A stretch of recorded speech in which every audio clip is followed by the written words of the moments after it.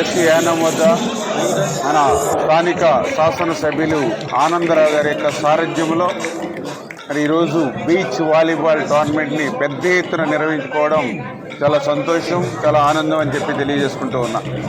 ఎందుకంటే గత 5 సంవత్సరాల పాలన అంతా కూడా కక్షలు, కేసులు, వేధింపులతో కూడినటువంటి పాలన, ప్రజా వేదికతో కూలగొట్టడంతో ప్రారంభమైనటువంటి ఒక విధ్వంసకరమైనటువంటి పాలన గత 5 సంవత్సరాల్లో ఆంధ్రప్రదేశ్ రాష్ట్రంలో చూసాం.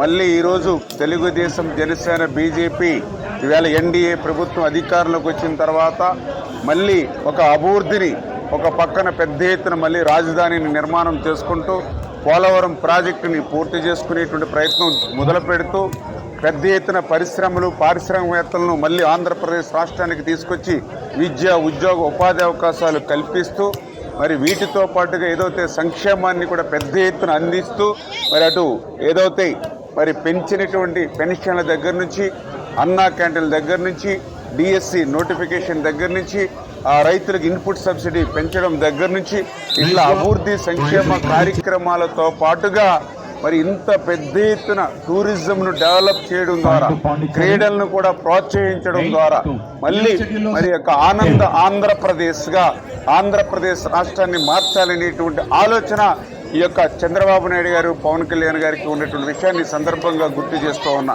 ఎందుకంటే ఈ రోజునే కాదు, గతంలో తెలుగుదేశం ప్రభుత్వం అధికారంలో ఉన్నప్పుడు కూడా క్రీడలకు పెద్ద ఎత్తున ప్రాధాన్యత ఇచ్చి ఆ రోజు అత్యంత ప్రతిష్టాత్మకంగా మరి ఆఫ్రో ఆసియన్ గేమ్స్ను కూడా ఉమ్మడి ఆంధ్రప్రదేశ్ రాష్ట్రంలో నిర్వహించినటువంటి ఘనత కూడా ఆ రోజు చంద్రబాబు నాయుడు గారు.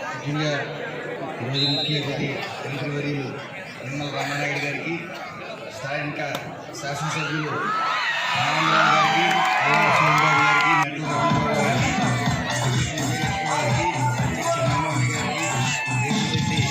లక్ష్మీనారాయణ గారికి, చిక్కాల గణేష్ గారికి, గంగం బల్లారాజు గారికి, ప్రజానికానికి, ఇక్కడ వీక్షిస్తున్న ప్రతి ఒక్కరికి కూడా, మిగతా పెద్దలందరికీ కూడా పేరు పేరున నమస్కారాలు.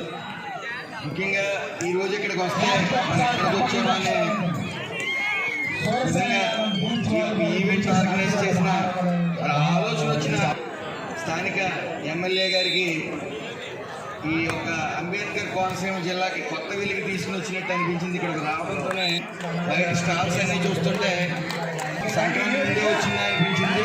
మళ్ళీ అదే కాక ఇంకా 3 రోజుల్లో సంక్రాంతి సంబరాలు చేస్తామని చెప్పడం, అదేవిధంగా టూరిజం స్పాట్ కింద డెవలప్ చేద్దామని చెప్పడం, మరి ఖచ్చితంగా ఆనందరావు గారు విషయాన్ని పట్టుకుంటే వదలరు.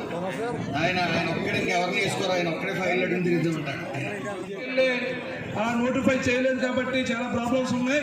ఇంకొకసారి రామానాయుడు గారిని స్వయంగా వచ్చి ఈ యొక్క శాంపుల్ అంతా పరిశీలన చేసి కొత్తపేట, గన్నవరం, అమలాపురం, మమ్ముడివరం నియోజకవర్గాల భవిష్యత్తులో వర్షాల ముప్పులో ఉండకూడదంటే రామానాయుడు చేతిలో ఉందని చెప్పి ఆయన కోరుకుంటూ మరొక్కసారి వచ్చి ఇవన్నీ చూడాలని కోరుకుంటూ మన ఎస్ఆర్ఎం గ్రామం వచ్చినందుకు మరొక్కసారి ఎస్ఆర్ఎం గ్రామం తరఫున, సోమసాలయాన వాలీబాల్ టీం తరఫున, అలాగే నియోజకవర్గం తరఫున ప్రత్యేక ధన్యవాదాలు చేసుకుంటూ ఇప్పుడు ఈ కార్యక్రమాన్ని మొత్తం కష్టం చేస్తున్నటువంటి అంటే చాలా మంది చేస్తున్నారు.